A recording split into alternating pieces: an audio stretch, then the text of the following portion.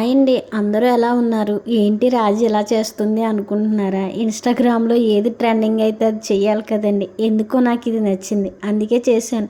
చాలా బాగా అయితే వచ్చింది కానండి, చూసారా అగ్గిపెట్టెలో పుల్లలన్నీ అయిపోయాయి.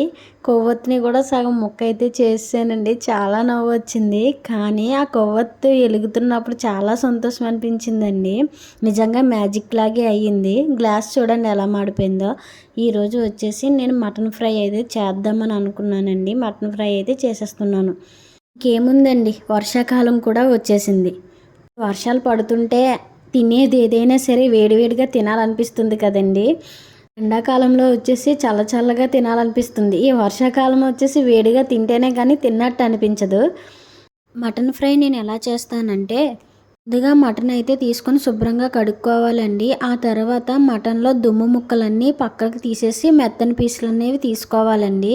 ఆ మెత్తని పీస్ తీసుకున్న తర్వాత కుక్కర్లో ఒక 3 విజిల్స్ అయితే వేయించాను.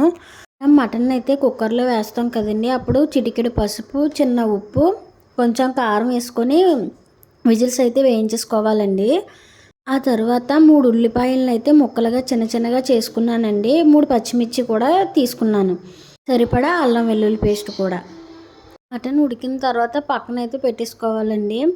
కళాయి తీసుకొని సరిపడా నూనె అయితే వేసుకోవాలండి. ఆ తర్వాత ఉల్లిపాయ ముక్కలు, పచ్చిమిర్చి వేసేసుకొని బాగా వేపుకోవాలండి. కరివేపాకు కూడా వేసుకుంటే చాలా బాగుంటుంది. నేనైతే వేసాను. ఉల్లిపాయ ముక్కలు వచ్చేసి ఎర్రగా అనేది వేపుకోవాలండి. పచ్చిగా ఉంటే అస్సలు బాగోదు. ముందుగా ఉడకబెట్టిన మటన్ అయితే అందులో వేసేసుకోవాలండి. వాటర్తో సహా వేసేసుకోవాలి. కొంతమంది వాటర్ను వేసుకోరు, కానీ వాటర్తో వేసుకుంటేనే ఆ మటన్ మొత్తానికి పడుతుందండి. అప్పుడు టేస్ట్ అన్నది వస్తుంది. ఆ వాటర్ అంతా దగ్గరికి ఇంకిపోయేంత వరకు మనం వేపుకోవాలండి మటన్ని.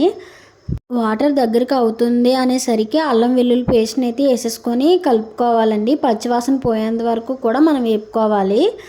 ఆ తర్వాత ఉప్పు, కారం చూసుకొని వేసుకోవాలండి. ఎందుకంటే పచ్చిమిర్చి ఎక్కువగా వేసాం కాబట్టి కారం అనేది చూసుకొని వేసుకోవాలి. అది కూడా అల్లంలో ఘాటు కూడా ఉంటుంది కాబట్టి చూసుకొని వేసుకుంటే మంచిది.